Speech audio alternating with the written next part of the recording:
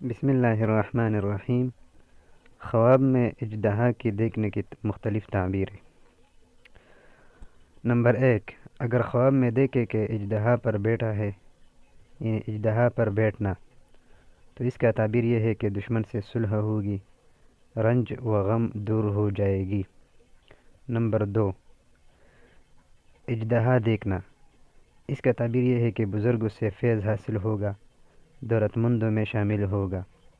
Number 3، اژدہا سے لڑنا، اس کا تعبیر یہ ہے کہ دشمن سے لڑائی ہو جائے گی، باعث پریشانی ہے۔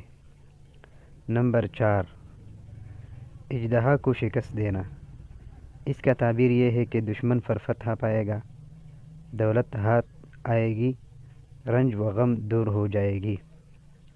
نمبر 5، اژدہا کو مار ڈالنا، اس کا تعبیر یہ ہے کہ دشمن کو ہلاک کرے گا، اندیشہ دور ہوگا۔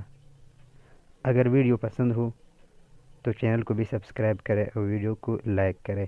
جزاک اللہ۔